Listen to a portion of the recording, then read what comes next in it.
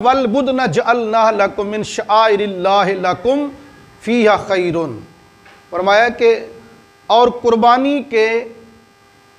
جانور یعنی بار کم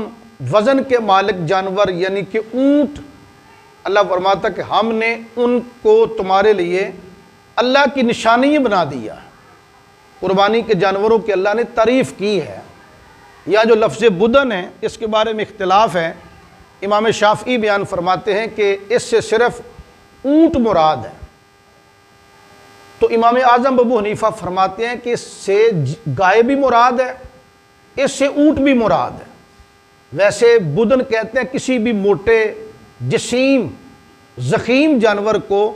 بدن کہا جاتا ہے، اور چونکہ اونٹ کے اندر ضخامت زیادہ پائی جاتی ہے، وہ زیادہ موٹا اور وزنی ہوتا ہے،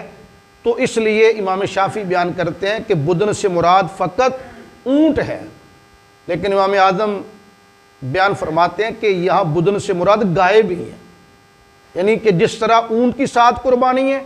اسی طرح گائے کی بھی 7 قربانیاں ہیں۔ جتنی ضخامت جس طرح اونٹ میں پائی جاتی ہے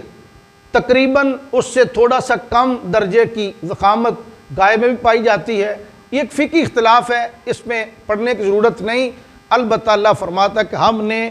قربانی کے ڈیل دار جانوروں کو، اونٹ اور گائے کو ہم نے تمہارے لیے اللہ کی نشانیاں قرار دے دیا،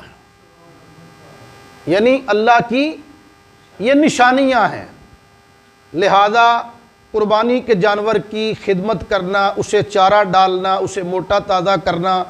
اس کی نگہداشت کرنا، اس کی حفاظت کرنا، اس سے محبت کرنا،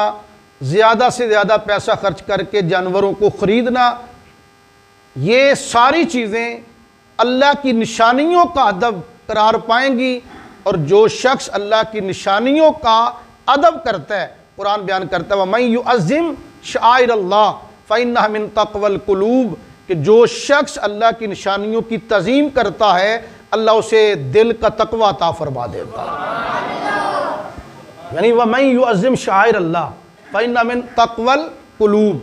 کہ جس نے بھی اللہ کی نشانیوں کی تعظیم کی، تو اللہ کی نشانیوں کی تعظیم کرنا یہ دلوں کا تقوی کہلاتا ہے۔ یعنی کہ یہ بات بالکل کلیئر اور واضح ہو گئی کہ جو شخص قربانی کے جانور کے لیے پیسہ خرچ کرتا ہے محبت کے ساتھ، لگاؤ کے ساتھ اور پوری جو ہے تعظیم کے ساتھ جانور خریدتا ہے، پھر اس کو اپنی بڑی خوبصورت رہائش کے اندر باندھتا ہے، چارے کا بندوبست کرتا ہے، اس کے لیے پیسہ خرچ کرتا ہے،